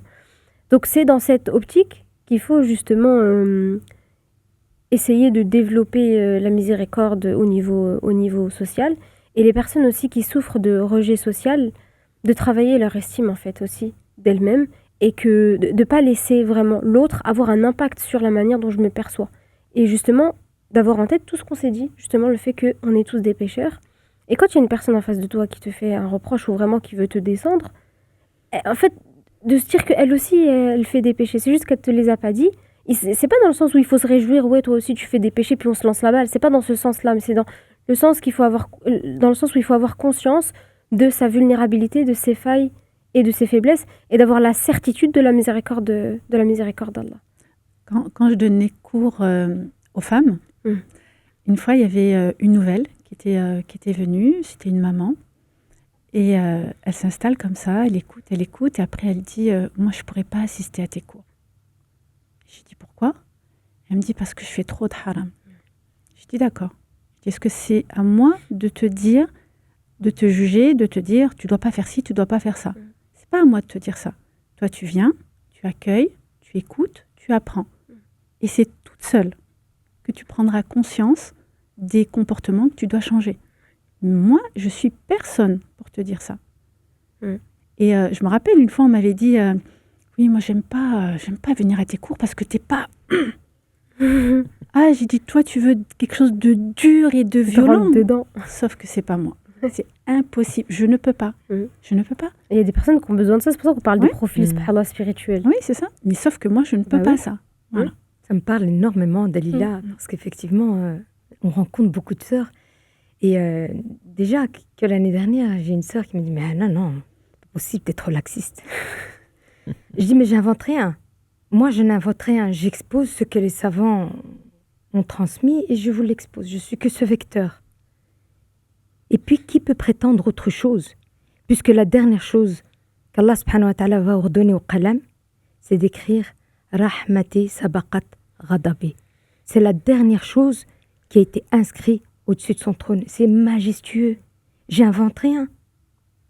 Je n'invente rien. Allah subhanahu wa ta'ala se définit sous ces formes de miséricorde multiples, sous ces formes d'amour multiples dans le Coran. Le problème qu'il y a réellement, c'est que le rapport que j'ai justement avec son verbe n'est pas au quotidien. Du coup, je ne comprends pas directement le message qu'Allah subhanahu wa ta'ala souhaite m'adresser. Mais partir du principe où est-ce que, dès aujourd'hui, je vais reprendre ma vie en main, sincèrement, c'est une forme de repentir, je me mets en action, je reviens à sa parole et je reviens au prophète sallallahu alayhi wa sallam. Et il sera un guide dans ta vie. Il sera un guide dans ta vie. Vous savez Excuse-moi, vas-y. Non, je disais, c'est un peu la discussion qu'on a eue hier sur l'islam facile, l'islam difficile. Moi, souvent, on me dit oui, mais attends, mais c'est trop facile quand tu viens avec ces hadiths ou ce verset. Je dis, mais c'est un hadith, c'est un verset. Je dis, pourquoi ça devrait être difficile? Ils viennent à l'islam pour avoir une forme de rédemption. Et pour eux, la forme de rédemption qu'ils vont obtenir, il faut qu'elle soit violente, il faut qu'elle soit dure. C'est pour ça que ceux qui rentrent dans l'islam, ils sont aussi virulents. Alors que non. Il y a l'aspect spirituel, il y a le tasawwuf, il y a plein de choses qui font partie de la spiritualité, de l'islam, qui sont extrêmement importantes. Bien sûr. Et ça me touche beaucoup, justement, cette notion des personnes qui ne se sentent pas assez. J'ai eu, je m'en souviendrai, ces 2 patientes qui, c'est première consultation, donc je leur parle de la psychologie islamique, parce que je présente à chaque fois les approches que j'ai en thérapie, la première. Et elle me dit, oui, je pense que je vais pas pouvoir en bénéficier de la psychologie islamique. Donc je me suis dit peut-être qu'elle n'est pas musulmane, tout simplement. Et elle me dit non, c'est parce que je pense que je suis pas une bonne musulmane. Donc c'est la première fois que j'entendais ça, donc ça m'a vraiment... je retenais mes larmes, parce que quand elle m'a dit ça m'a vraiment fait... En fait, ça m'a fait mal qu'elle pense qu'elle n'est pas assez pour en bénéficier. Et donc je lui demande, je dis pourquoi vous pensez que vous êtes une mauvaise musulmane? Elle me dit je fais pas la prière quotidiennement. Et j'ai trouvé ça quand même honorable qu'elle se rende compte qu'elle n'est pas assez parce qu'elle ne fait pas une obligation. Et donc après, on a travaillé sur ça, que tout le monde peut bénéficier bien sûr de la psychologie islamique, mais du coup de ne pas rester passif sur le péché. Parce que sinon, qu'est-ce qui se passe? C'est quotidiennement, elle se tape dessus, de « je suis pas assez bien, je ne fais pas », mais du coup, il faut devenir bien, il faut devenir assez, il faut essayer de travailler sur ça, et petit à petit, de se dire « ok, qu'est-ce qui bloque pour la prière ?» Puis après, ça se délie, mais c'est qu'il y a beaucoup de blocages, il y a beaucoup de blessures derrière une personne qui va te dire « je ne suis pas assez ». Parce qu'il ne faut pas confondre humilité et humiliation. Il y a l'humilité et il y a le fait de s'humilier en tant que serviteur d'Allah subhanahu wa ta'ala, en tant qu'esclave. Il faut justement avoir cette idée en tête que Allah subhanahu wa ta'ala, il nous a honorés. Il nous dit dans le Coran, وَلَقَدْ كَرَّمْنَا Bismillahir Rahmanir Rahim, وَلَقَدْ كَرَّمْنَا بَنِي آدَمَ. Donc, certes, nous avons honoré les fils d'Adam. Donc, il faut toujours avoir en tête que Allah subhanahu wa ta'ala, il nous aime, on est la meilleure de ses créatures et qui veut, comme tu disais tout à l'heure, qui veut notre retour à lui. Et que tout le monde peut bénéficier de ce retour-là et de la miséricorde d'Allah subhanahu wa ta'ala. Quand on voit les compagnons, comment ils agissaient pour essayer de trouver les moyens d'atteindre la récompense suprême, le paradis. Il y avait un moment avec Abdallah ibn Amr. Le prophète alayhi salatu wassalam, il était avec les compagnons. Il était à la mosquée. Et il y a un homme, avant qu'un homme rentre, le prophète alayhi salatu wassalam, il dit, il va y avoir un homme qui va rentrer et c'est un homme du paradis. Donc l'homme, il rentre, il va faire ses ablutions. Non, un homme lambda. Deuxième jour, le prophète alayhi salatu wassalam, il dit, il va y avoir un homme qui va rentrer, c'est un homme du paradis. C'était le même homme. Le troisième jour, le prophète alayhi salatu wassalam, il leur dit, il va y avoir un homme qui va rentrer et c'est un homme du paradis. Et c'était le même homme. Abdallah ibn Amr, il dit, non, je veux savoir pourquoi le prophète a dit de cet homme que c'est un homme du paradis. Moi aussi, je veux le paradis. Et donc, il se fait inviter chez lui en lui disant, voilà, je me suis pris la tête avec mon père, est-ce que tu peux m'héberger chez toi pendant 3 jours? Il lui dit oui. Et donc, il observe. Il dit, mais il fait rien de plus que ce que je fais moi. Qu'est-ce qui se passe? Au bout de 3 jours, il lui dit, bon, voilà la raison pour laquelle je suis venue chez toi. Dis-moi, s'il te plaît, pourquoi le prophète alayhi salatu wassalam, il a dit que tu étais un homme du paradis? Quelle est l'action que tu fais qui fait que tu vas être un homme du paradis? Il dit, je ne fais rien de plus que ce que tu me vois faire. Et là, il n'était pas satisfait de la réponse et il s'en va. Et après, l'homme, il lui dit, attends. La seule chose que je fais, c'est qu'avant de dormir, je pardonne à tout le monde. Voilà. Tout simplement. Mais c'est un djihad. Bien sûr. Bien sûr. À tout le monde. Ouais, à tout le monde. C'est pas une personne. Tout le monde. Tout le monde. Je pense que c'est le combat de chaque personne. Oui. Le pardon est un sujet très sensible. C'est vrai qu'Allah subhanahu wa ta'ala nous donne ce droit de ne pas pardonner, mais mieux vaut pardonner. Mieux vaut pardonner parce que tous les bénéfices que tu as justement à accorder ce pardon. Ça te libère toi de pardonner. Tout à fait. Et puis il y a une quand on muraqaba dans ça. Parce Oui. que le fait de le faire tous les soirs, ça veut dire que déjà, il Il voit ce que lui, il a pu faire fait- aussi comme... Exactement, ça veut dire qu'il est comme là, faute. Voilà. Mm. Il y a aussi cette question. Et quand on a cette relation avec le Coran, il faut voir, il faut lire les versets, les fins de versets. Quand Allah il parle dans une grosse majorité de versets, à la fin, je suis le pardonneur, le tout pardonneur. Il faut les lire, ça. Mm. Quand Allah il va parler, surtout dans Juz Amma, quand il va parler du paradis, de la félicité du paradis, de la récompense, de tout ce qu'il y a, après, il va parler de l'enfer. Mm. Et dans d'autres passages, il va parler de l'enfer d'abord, de tout ce qu'il y a, et du paradis après. Tout ça pour équilibrer, pour dire, voilà, si tu fais des choses qui sont dans la désobéissance, voilà ce que tu risques d'avoir. Moi, je me rappellerai toujours le premier mot que j'ai vu qui m'a fait vraiment frissonner, rassaq, en enfer, c'est le pu. Tu vas boire du pu. Tu vas boire en enfer du pu. La nourriture des gens de l'enfer, c'est des têtes en forme de diable et c'est comme des épines. Tu manges, mais ça ne te rassasie pas, ça te transperce, l'eau bouillante, toutes ces choses-là. Et après, il y a le paradis. Et dans le paradis, il y a ça. Ouais. Donc, on fait l'analyse et on se dit, ah non, moi, je veux ça. Donc, qu'est-ce que je dois faire pour avoir ça? Et c'est ça qui est extraordinaire quand tu lis le Coran, c'est de faire ces liens-là et de se dire, voilà vraiment là où j'ai envie d'aller. Et c'est majestueux parce que, encore une fois, Allah subhanahu wa ta'ala n'attend que toi que de te mettre en action. Bien sûr. Il ne veut pas, en fait, il n'attend même pas ton résultat. Oui. Puisque le résultat lui appartient à lui seul. Jugé que pour Ahsan amala. Ouais. C'est ça. Ouais. Ahsan. Ahsan, c'est justement cette forme que disait ma sœur Wahiba. être dans la muraqaba d'Allah subhanahu wa ta'ala, voir et vivre la présence d'Allah azza wa jal. Et je suis dans cette excellence dans mon quotidien. En tout cas, qu'Allah subhanahu wa ta'ala nous facilite. Amin. Amin. Amin. Et il faut aussi bien comprendre la définition du repentir. Donc, c'est les conditions qu'on a données. Après, il y a, ça, c'est les savants qui les ont catégorisés. Il y a 3 formes de pardon. Il y a le repentir, il y a l'afwa, c'est l'absolution, et il y a l'istighfar. L'istighfar qu'on fait au quotidien. Donc, comment on catégorise? C'est, il y a les grands péchés, il y a les petits péchés. Les petits péchés, c'est l'istighfar, tu fais sadaqa, tu fais une bonne action qui va effacer ton petit péché. Et les grands péchés, comme la calomnie, la suspicion, qui est monnaie courante dans la communauté, ça nécessite un repentir. Tu dois ressentir le regret d'avoir fait un tort à quelqu'un.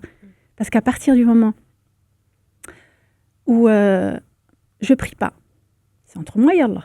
Allah me pardonne ou pas.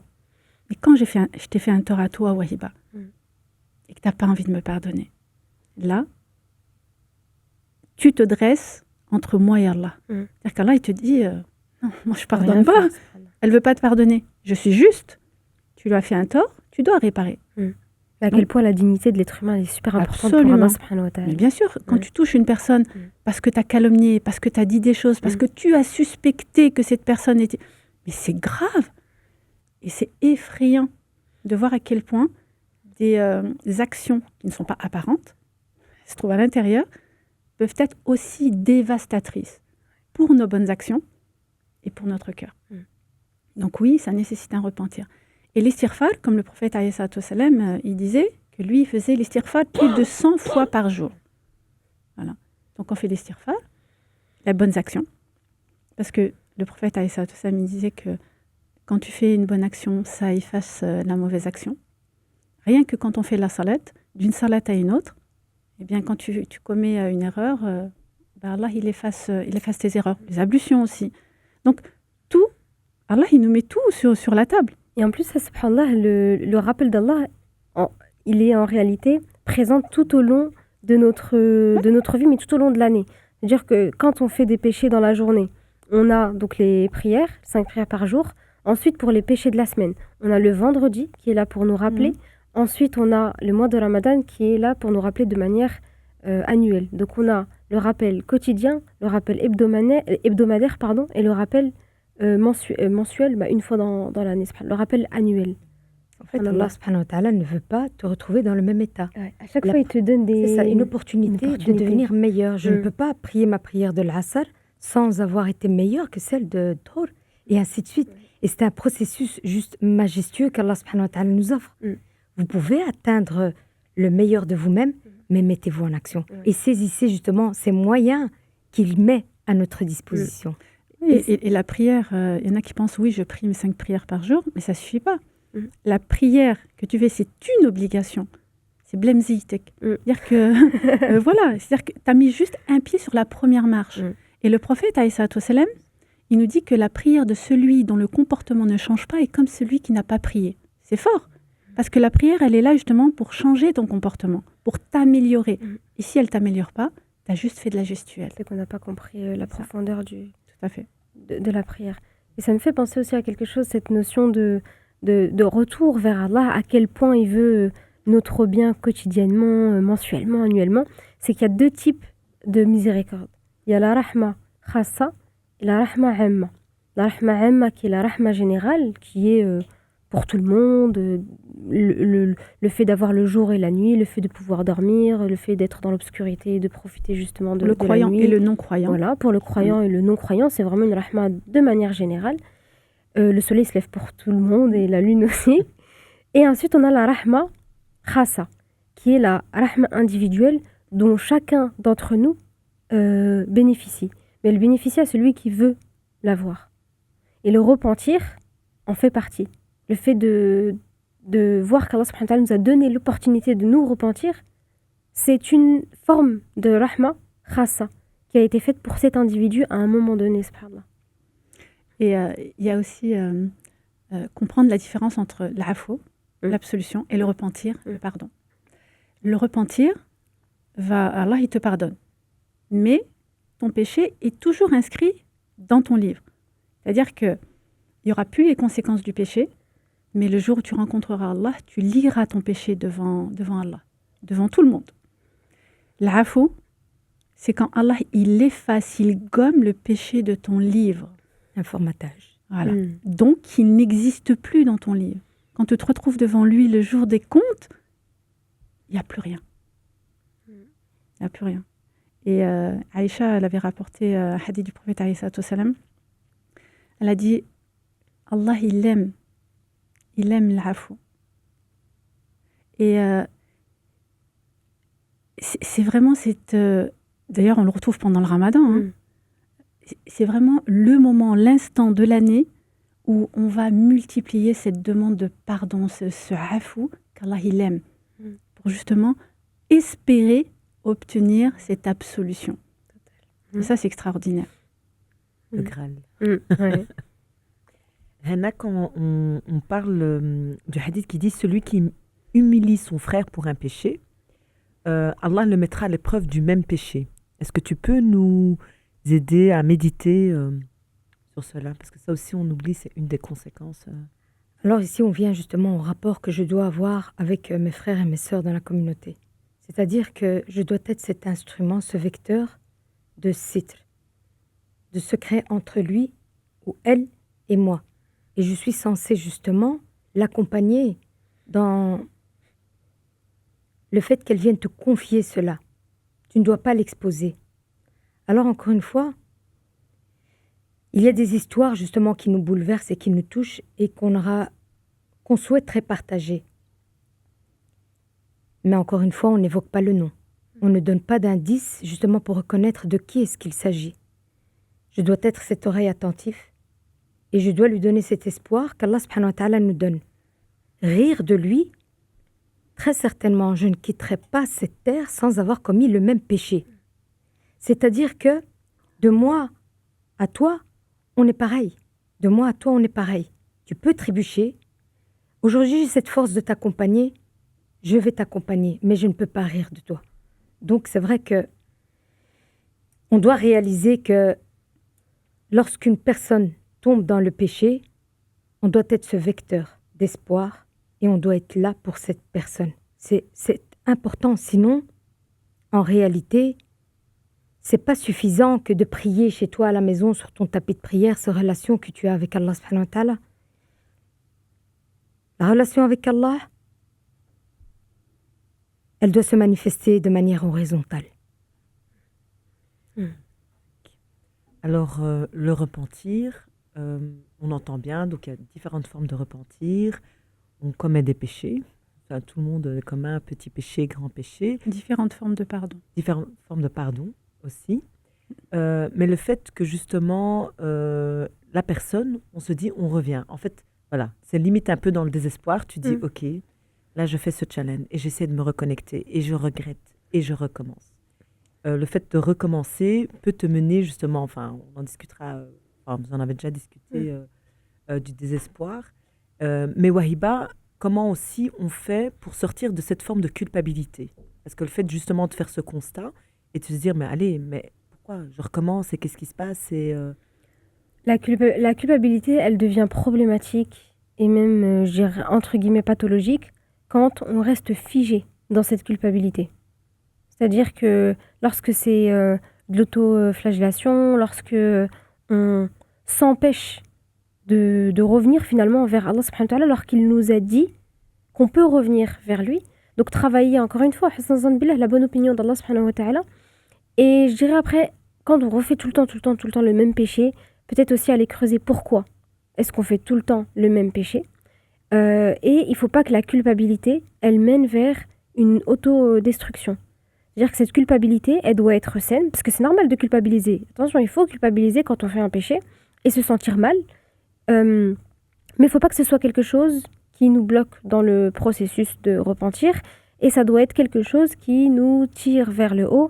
Et toujours avoir en tête que le péché, ce n'est pas une fin en soi. Le péché, c'est une manière de se rapprocher d'Allah subhanahu wa ta'ala. Si on ne fait pas de péché, on peut peut-être jamais bénéficier de la proximité d'Allah subhanahu wa ta'ala. Il se peut que ce soit un moment dans la nuit pendant Qiyam al-Layl, qu'il y a eu un repentir, que ce soit cette larme du repentir qui fait que Allah subhanahu wa ta'ala, tu ressentiras bil-uns billah, tu ressentiras l'intimité spirituelle avec Allah tout au long de ta vie grâce à ça. Donc il se peut qu'un péché soit finalement ce qui va te rapprocher de lui. C'est pour ça, cette culpabilité, il faut que ça devienne un moteur. Il ne faut pas que ce soit quelque chose qui te fige dans ton processus. Ouais, le prophète alayhi salatu wassalam, il dit, C'est- si vous ne commettiez pas de péché, Allah vous ferait disparaître Et remettrait et un créer autre. une communauté qui commettrait des péchés pour Mm. qu'elle revienne à Allah. Ouais. Donc c'est ça, c'est toujours ce retour. Mm. Ça fait partie de nous de commettre des erreurs. Ouais, c'est Mais c'est la prise de conscience qui est importante. et reconnaître son humilité, sa fragilité. Il n'y a rien de plus beau.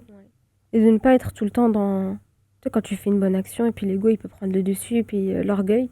Le péché, c'est une forme de... Tu reviens à qui tu es, les péchés que tu fais, les faiblesses que tu as, et être dans une...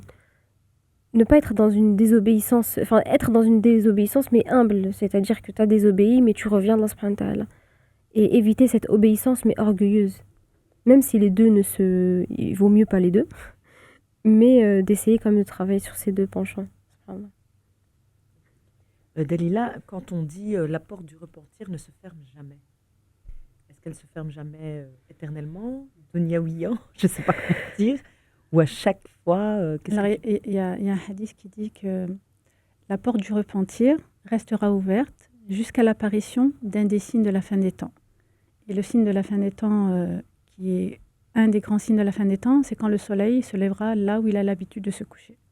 À partir de là, les portes du repentir se referment. Donc il y a de l'espoir. Mais il y a toujours de l'espoir. Il y a toujours de l'espoir. Allah, il n'arrête pas d'en parler. Mm. Et Oui, aussi, je voulais juste rajouter, il y en a beaucoup qui disent oui, mais le prophète, c'était le prophète. Parce que le prophète, il est protégé, Allah, il lui a facilité, il l'a absous de tout. Et il y a Aïcha qui rapporte, elle voit le prophète alayhi salatu wassalam qui prie la nuit, à tel point que ses chevilles étaient ensanglantées. Et là, elle lui dit, Ya Rasulallah, Allah t'a pardonné tes péchés passés, présents et futurs. Pourquoi est-ce que tu t'infliges cette douleur? Et là, il lui dit, ne pourrais-je pas être un serviteur reconnaissant? Si lui, prophète, faisait ce genre d'action, pourquoi est-ce que nous, qui sommes-nous, nous, pour ne pas faire ne serait-ce que un atome? Un atome. Hannah, la position qu'on a par rapport, on va dire, dans le Coran et la Sunna, de celui qui se repent plusieurs fois du même péché. Est-ce que tu peux nous en parler un peu plus en détail? Il y a un célèbre hadith Qudsi d'ailleurs, où il y a ce cas qui est exposé avec le serviteur, justement, qui commet des péchés sans cesse, sans cesse, sans cesse. Et à un moment, il revient vers Allah subhanahu wa ta'ala. Et il réitère encore ce repentir. Et encore une fois. Et le hadith nous dit à la fin, et fais ce que tu veux. L'espace et le moment qui va séparer le premier péché du deuxième péché lorsqu'il est taubatan nasiha va prendre du temps. Il y a eu une réforme qui s'est opérée à ce moment-là. Alors oui, tu vas peut-être retomber. Tu vas revenir encore vers Allah subhanahu wa ta'ala de manière sincère, humble, reconnaître ta fragilité et lui avouer que sans lui, tu ne peux pas. Il va te pardonner. Encore une fois. L'espace, le temps que ça va prendre avant de refaire encore le même péché, parce qu'il y a des personnes qui sont addictes, c'est vrai, il faut prendre ça en considération, va prendre plus de temps avant de le commettre. Et ce temps-là, ce laps de temps qui va me séparer du premier, du deuxième et du troisième péché, il va s'agrandir de plus en plus jusqu'au moment où est-ce que tu vas vraiment te rendre compte, ça suffit, je ne peux plus. Oui, c'est la question de pudeur envers Allah subhanahu wa ta'ala. C'est-à-dire que si tu ne ressens même pas cette honte devant Allah subhanahu wa ta'ala, Allah il te dit, fais ce que tu veux. Voilà. Tu en prends la responsabilité. Parce qu'à chaque fois, Allah, il lui facilite, il lui facilite, il lui facilite. C'est une forme d'éducation aussi spirituelle. En tout cas, je vous remercie. Je vous remercie énormément pour tous vos rappels, vos contenus. Et j'aimerais que chacune puisse émettre un message court à moi-même en premier et à toutes les personnes qui pourraient être nos auditeurs, nos auditrices qui sont chez eux et qui se disent voilà, j'ai commis un péché, j'en commets plein. Qu'est-ce que Wahiba va me dire en premier? Je dirais que la première chose, c'est que se repentir, c'est renaître dans la conscience de sa vulnérabilité, mais aussi cheminer à travers la miséricorde d'Allah subhanahu wa ta'ala. D'avoir la certitude que peu importe ce que je fais, peu importe mes péchés, Allah subhanahu wa ta'ala est là pour m'aimer et pour m'accueillir malgré mes péchés. Dalila? Eh bien, c'est de prendre conscience que on est des êtres humains, qu'Allah a installé dans notre logiciel qu'on fait des erreurs, qu'on va faire des erreurs, qu'on va continuer à faire des erreurs. Mais ce qui est important, c'est qu'on doit cheminer, faire ce chemin, cet élan vers Allah subhanahu wa ta'ala. Aujourd'hui, j'ai fait un péché, j'en prends conscience, je me sens mal, alors je reviens à lui. Il n'y a pas de honte à avoir. Parce qu'il y en a qui se disent, j'ai honte d'aller... Non, il ne faut pas avoir honte. Il C'est est une là. condition, la honte. Voilà. Mhm. Non, il n'y a pas de honte à avoir. De se dire, je vais aller lui demander, mais non, il faut justement. Il faut tout déverser, il faut tout dire. C'est là que le cœur, il va accueillir ce qu'Allah subhanahu wa ta'ala va lui accorder. Donc oui, on va commettre des erreurs, on va continuer à commettre des erreurs. Je vais continuer à commettre des erreurs, mais ce qui est important, c'est que je fasse ce retour vers Allah subhanahu wa ta'ala et que je considère Allah comme celui qui va me faciliter dans ma demande de pardon. Anna? Rien de mieux que le dialogue sincère avec lui, parce que c'est lui ton créateur, c'est lui qui t'a donné la vie, c'est lui qui te permet de revivre le lendemain, de développer ce dialogue avec Allah subhanahu wa ta'ala et de lui dire « Ya Allah, j'ai peut-être pas les moyens de t'invoquer parce que je ne maîtrise pas encore les invocations, mais parle de manière sincère. » Quand on rapporte l'invocation de Zakaria, on dit que c'était un cri de l'âme. Les cris de l'âme, Allah Azza wa Jal les réceptionne. Il faut en être certain. Donc, développer ce dialogue avec Allah Azza wa Jal, c'est ce qui va venir te permettre justement de ressentir cette ouverture et te donner de l'espoir. Merci beaucoup. Barakallahu fekoum. N'oubliez pas la cagnotte Tipeee, donc pour nous soutenir, pour qu'on puisse continuer ce genre de rappels et d'autres rappels. Alors, le moment livre. Wahiba, tu nous as ramené un livre. Alors, Tu peux en parler? moi, le livre, c'est Manuel de médecine spirituelle. Et en fait, c'est un guide spirituel pour travailler sur soi. Et l'auteur appelle ça un manuel de tezkiya ou d'auto-purification. Et en fait, ce que j'aime beaucoup dans ce livre, c'est que on parlait tout à l'heure des péchés mineurs ou des péchés dont... C'est pas des péchés mineurs, parce que c'est pas forcément des Oui. péchés mineurs, c'est des péchés dont on ne se rend pas forcément compte. Donc là, tu vois, par exemple, j'ai ouvert au hasard, il y a l'insouciance. Et en fait, tu as les signes pour chaque vice, tu as les signes et les symptômes, tu as les traitements et tu as les exceptions. Et en fait, tu as plein de vices comme ça que tu peux travailler. Donc, l'ignorance des bienfaits ou l'ingratitude. Et j'adore ce livre. Ouais. Et vraiment, c'est un très très bon livre, subhanallah, qui permet vraiment de travailler sur soi et d'être dans cette fameuse muraqaba. Est-ce que tu peux montrer face à la caméra, nous donner l'auteur, médecine spirituelle, Ibn Daoud? Oui, c'est ça. L'édition, c'est Ibn De Daoud. toute façon, on vous mettra toutes les références dans le En lien. barre d'infos, Inch'Allah. Merci beaucoup, Wahiba. Anna? Oui. Alors, moi je présente cet ouvrage, Le chemin de la liberté. Parce qu'en réalité, la liberté, tu ne peux la retrouver que dans la voie d'Allah subhanahu wa ta'ala. Ce livre est parlant parce qu'il s'adresse aux jeunes comme aux moins jeunes. En réalité, on peut se retrouver dedans parce qu'il y a un schéma au départ de victimisation. Et puis au fur et à mesure, Allah subhanahu wa ta'ala va lui envoyer des signes justement pour revenir vers Allah azza wa jal. En tout cas, un livre plein de sagesse et dans lequel justement tu peux t'y retrouver.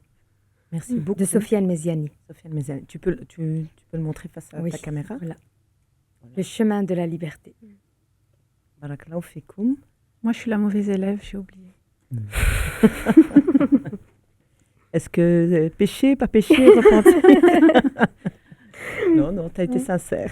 Tu as le droit d'avoir oublié. En tout cas, je vous remercie.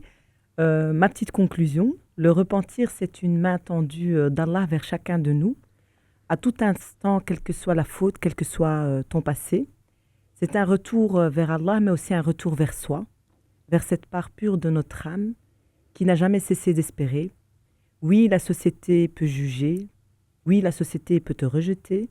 Oui, la société peut te rappeler tes erreurs. Mais Allah, lui, efface, purifie et honore celui qui revient sincèrement. Alors, reviens, encore et encore. Car Allah aime ceux qui se repentent et ceux qui se purifient. Qu'Allah nous accorde à tous la sincérité dans notre tawbah et la douceur du pardon qui apaise le cœur. Amin. Barakallahu. Amin. Amin.